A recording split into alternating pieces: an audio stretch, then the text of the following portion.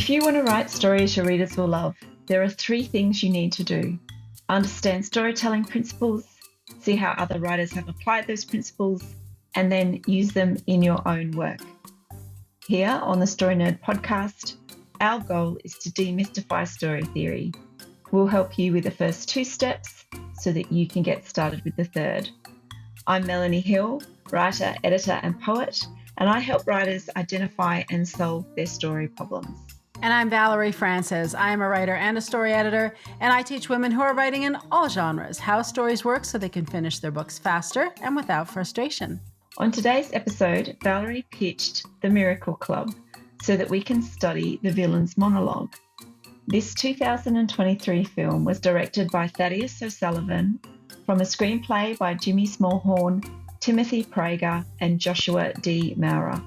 Now, of course, there will be spoilers because we can't talk about the movie without talking about the movie. And we'd really like it if you could help other writers find our show by leaving a rating and review. For Apple Podcast listeners, you can do it right from your phone.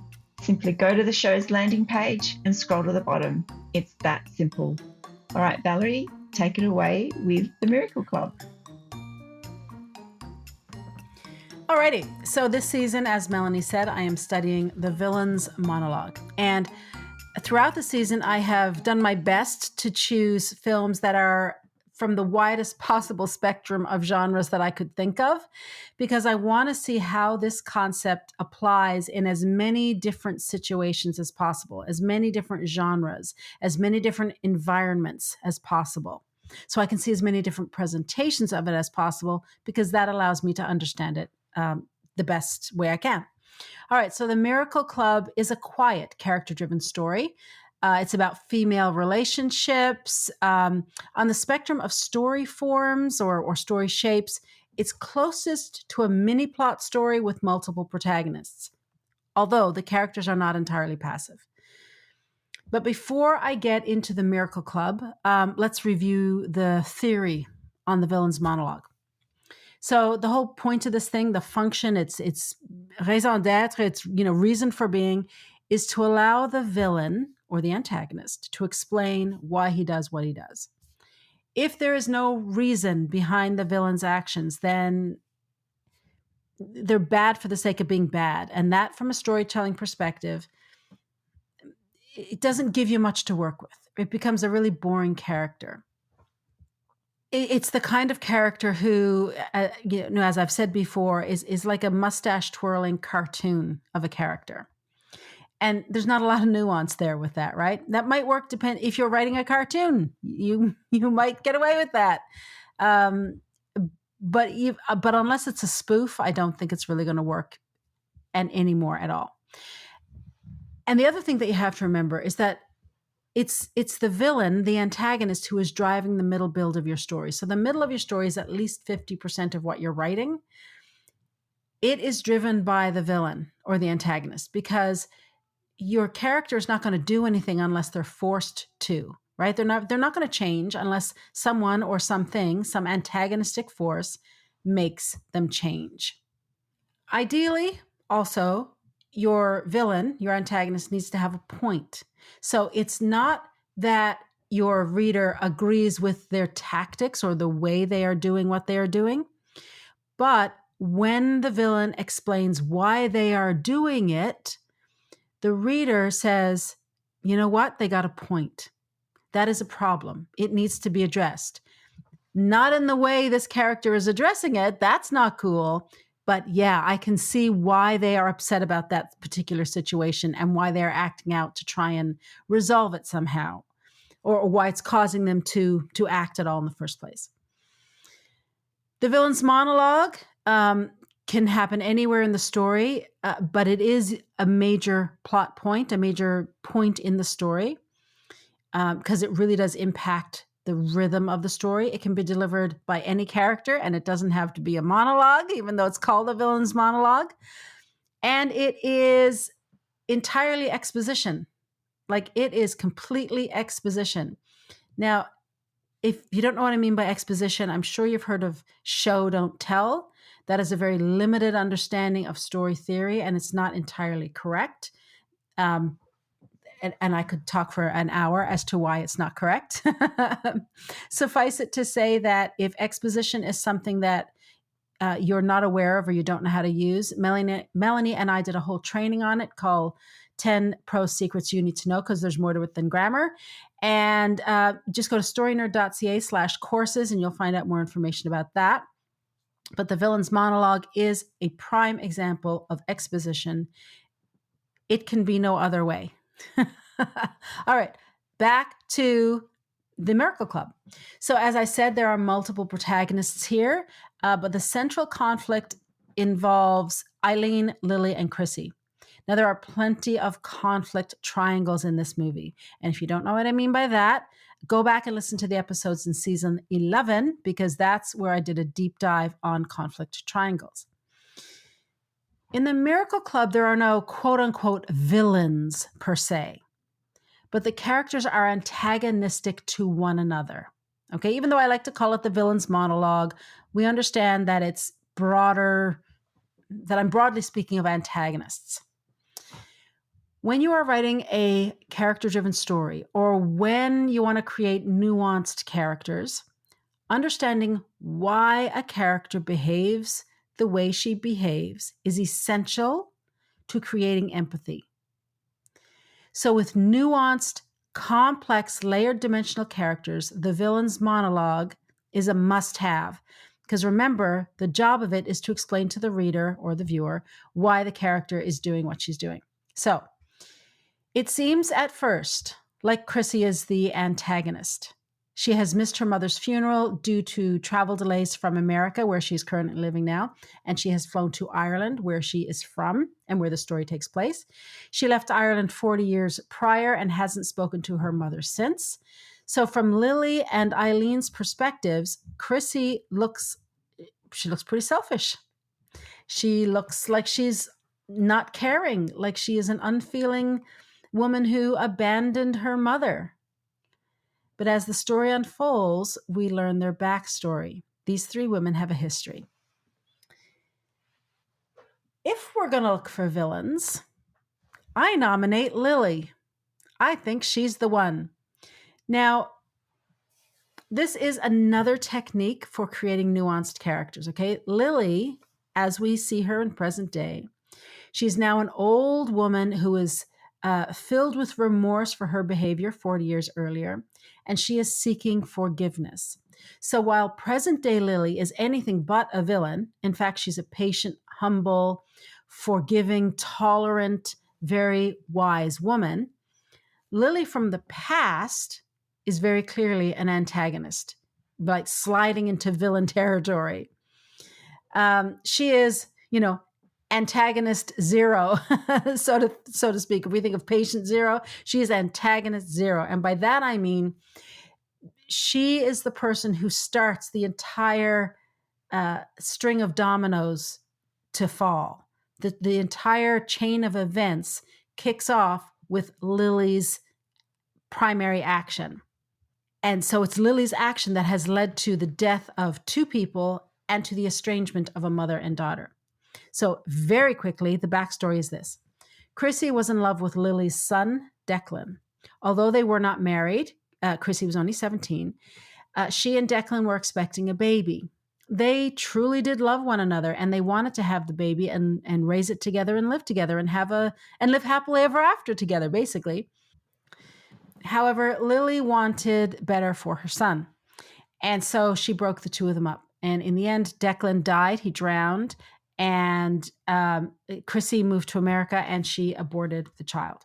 So in terms of a villain's monologue, at an hour and 9 minutes, and this is only a 90-minute movie, at an hour and 9 minutes in, Lily explains her actions at the time. And she does it in a beautiful monologue.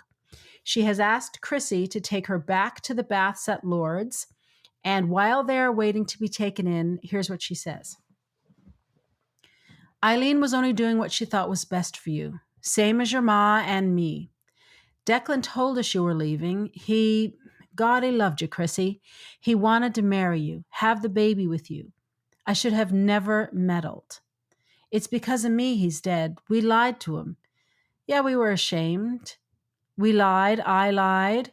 I told him you were going to America to find a better life and that you'd done with him. And it destroyed him. I destroyed him as sure as I gave him life. I'm old, Chrissy. I'll be dying soon enough. If the bathwater is as cold as Eileen says it is, it'll be very soon. But I couldn't go without trying to tell you what. And then she isn't able to finish because she is wheeled away into the baths. So, okay, that's Lily's monologue. And it's the best example of a villain's monologue in this whole film. Chrissy doesn't have a monologue or a villain's monologue because she isn't a villain. She isn't even an antagonist per se. Yes, I said that she, Lily, and Eileen are antagonistic to one another, but Chrissy doesn't do anything to antagonize them. She is the epitome of a passive character.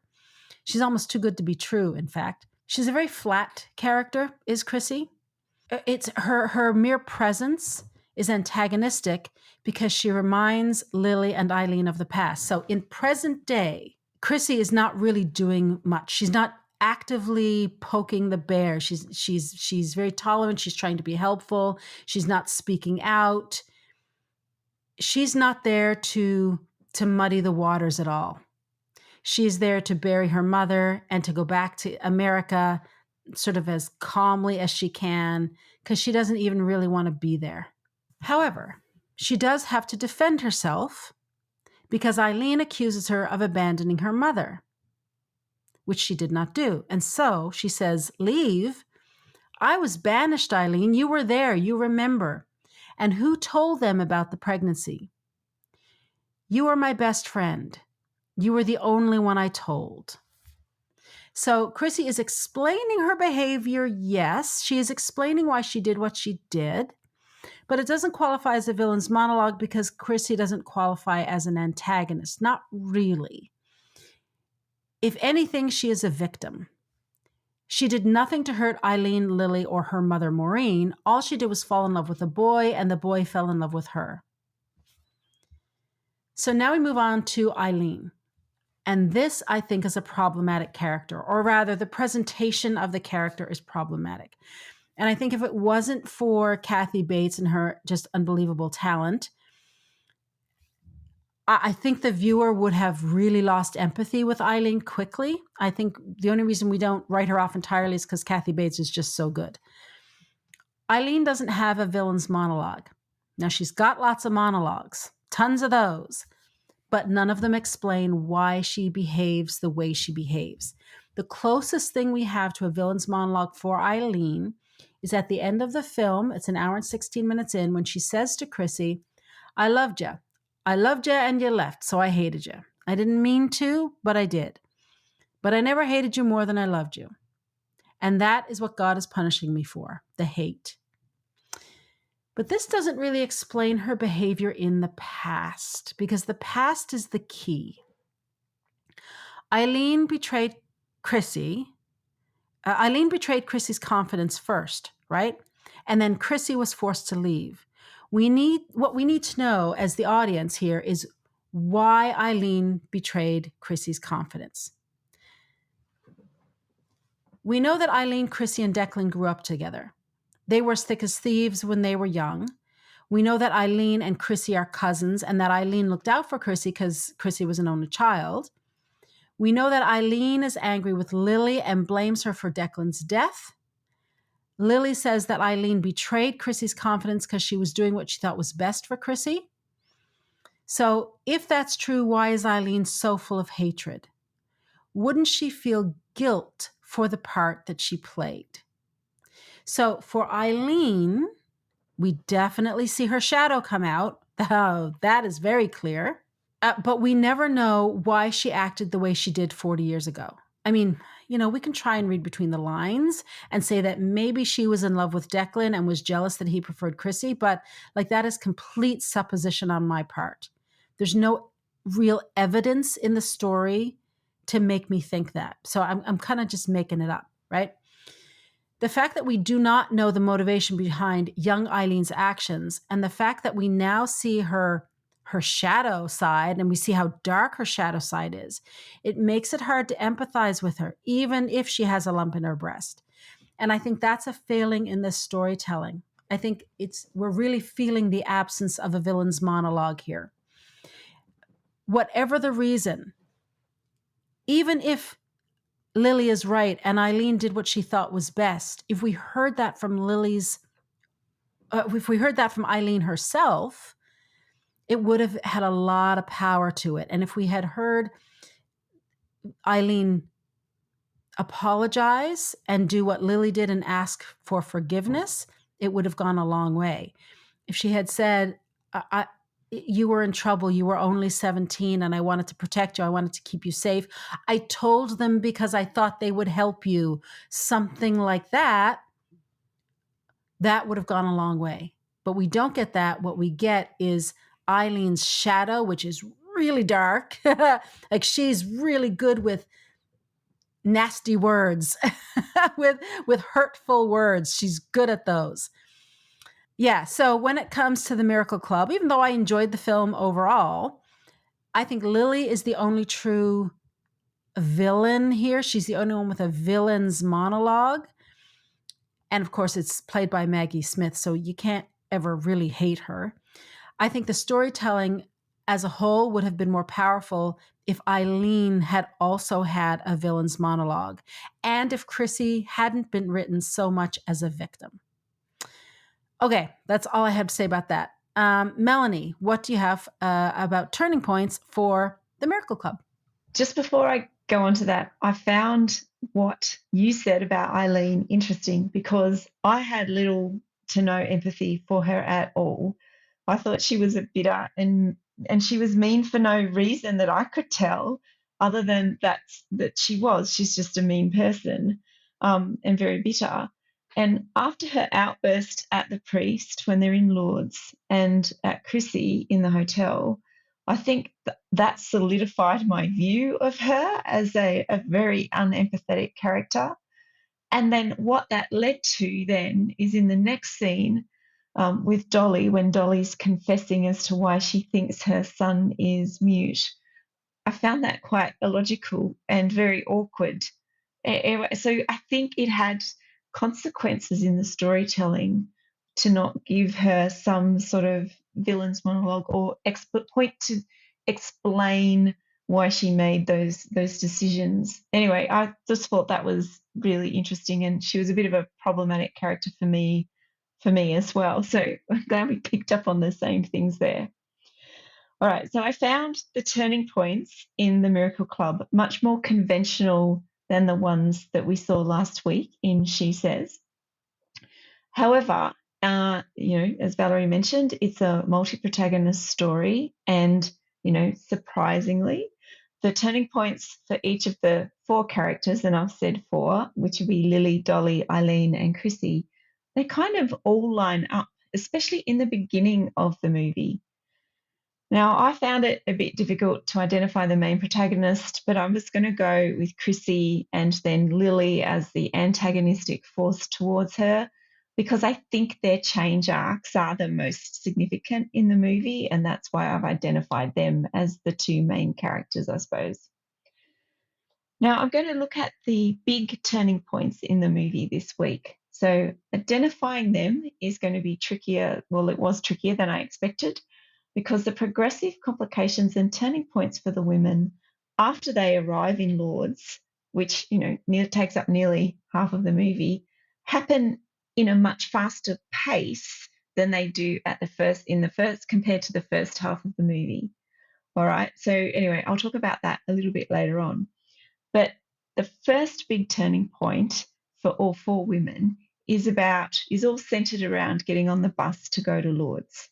So each woman has a different turning point, but they all make the decision to go. And the turning points are that Dolly's husband doesn't want to spend the money for the trip, and he doesn't see the need to take their son to Lourdes. And when she does go to leave and take her son with her, her husband gives her an ultimatum. That is, if you go, then don't come back. But she goes. Anyway, Eileen, who is hiding a lump in her breast, has kids that are pretty much her responsibility to take care of. And her husband puts his foot down and won't let her go, because who's going to be doing the cooking and the cleaning and the minding of the children? And it's not going to be him. That's the answer to that question. And then Lily's husband doesn't want her to go, but he actually doesn't put up too much resistance. However, Lily is actually conspiring with Eileen to provide a distraction for both of their husbands so that Eileen in particular can sneak out. And then Chrissy's situation is very different. Her mother has died. She's returned home when she swore that she never would. And there is clearly bad blood between her, Lily, and Eileen. And then after Chrissy reads a letter from her mother, her mother gave her the ticket to Lourdes, Chrissy actually gives the ticket away and it becomes Eileen's ticket to go. So the contents of the letter actually give Chrissy pause to think about what she wants to do. And I believe, and I'm probably reading into this, that the letter causes Chrissy to think about forgiveness and what it means to forgive. And that is why eventually she ends up and steps onto the bus as well. So each of the protagonists makes her own decision, right? And for three of the women, the progressive complications that lead to the turning point are slight variations of the same theme. And their want is very much the same, right? They want to go to Lourdes because they want a miracle. But Chrissy's turning point is different. And I'd even say that it's actually not on the screen at all, which is why I think I've made the comment that I've read a little bit into that. Now, again, it's not surprising that the women get on the bus to go to Lourdes because there wouldn't be much of a story if they didn't. Now, the next turning point, I think, is centered around bathing in the Lourdes water. Now, unlike the first turning point, which happens in quick succession, this one takes longer because each of the women's stories diverge a little bit from here. Their reasons for taking the pilgrimage are independent of one another, and I think that is why things happen differently in the second half of the movie. Now, for Chrissy, I think her turning point of this section of the movie or this half of the movie bookends it, right? That she starts this part of the story because she actually realizes that Lily isn't with the group when they go to their bathing appointment, and she returns to check on her. Now, as Chrissy is checking on Lily's pulse and making sure that she's okay, Lily asks her what happened to the baby. Now, the significance of this question can't be overstated. Chrissy was 17 and pregnant when her mother and Lily, who was the baby's paternal grandmother, banished her from Ireland. But the climax and the resolution linked to this turning point takes a lot longer for Chrissy to decide. So again, Chrissy's decision is the other bookend to this section of the movie, and she does reveal eventually what happened to the baby. But in between those 2 points in the story, there are other progressive complications for the other storylines. But it's really interesting on how this actually worked in the movie, because Dolly's turning point is also quite long in this section of the movie, or the turning point and then the response to that happens quite a lot later compared to the two older women, right? Now, for Dolly, Daniel, who is her son, he refuses to go in the water after hearing Eileen scream. And this is again at the start of when they go to the baths in Lourdes. And what happens is that Dolly's guilt about Daniel's mutism is overwhelming after his failure to bathe in the water. So Dolly comes to a point a little bit later after this event where she has to let go of the guilt. So the crisis and resolution of Dolly and Chrissy's crisis questions, which are forced by the turning points earlier in this whole sequence of events, actually occur at the same time and they lead to one another. So Dolly confesses how she tried to force a miscarriage when she was pregnant with Daniel. And then Chrissy, to help Dolly feel better, tells the three women what happened when she arrived in Boston. Now, for Eileen, she learns that there aren't any miracles after bathing, directly after she bathes in the water, and this turns her world upside down because she's found a lump in her breast and she was hoping to receive a miracle and be cured. Now, Eileen is the most devout of the women. So when she realizes that the likelihood of a miracle is smaller than expected, it results in a crisis of faith for her. Now, for Lily, her turning point here is also very quick. She is too scared to go in the cold water after she hears Eileen's screams, and so she doesn't bathe. So it's really fascinating, I think, in how this is all plays out in terms of looking for turning points and then what happens as it plays out in the rest of the sequence. Now, placing the big turning point for Dolly in this sequence means that Lily and Eileen still have quite big crisis points and turning points that move to the crisis points to come. And I think Lily's most significant turning point arrives when Chrissy tells the women what happened in Boston. Now, when Lily understands all of the consequences of her actions 40 years ago, she is faced with the choice to tell Chrissy what happened to Declan and why, or she can keep it a secret. Now, Lily asks Chrissy for forgiveness after confessing her role in Declan's death. And while this is the resolution of Lily's turning point, after Chrissy reveals what happened to her baby, Lily's request for forgiveness is then a turning point for Chrissy. Right, and so it's all very networked and interrelated, which I found really fascinating this week. Now, then there's Eileen. So she is also forced to consider her role in Chrissy's banishment after learning about the baby's fate. Now, although there's a gap between learning about the baby and then the two women sitting on the bus together, Eileen does apologise. But again, I think because her explanation is just, I don't know, she doesn't explain why she did what she did. So I think it kind of rang a bit, it was less meaningful, I think, compared to Lily's request for forgiveness. Now, at the 50-minute mark, the pace of the movie picks up a lot. There are more progressive complications and turning points in the last 30 minutes of this movie than there were in the rest of this film. So I found that really interesting as well. And linking it to pacing, I think, is a really important sort of thing to learn and to study more at a later date. Now, what I did like about this movie was the way that Chrissy's turning points and the subsequent decisions weren't over-explained.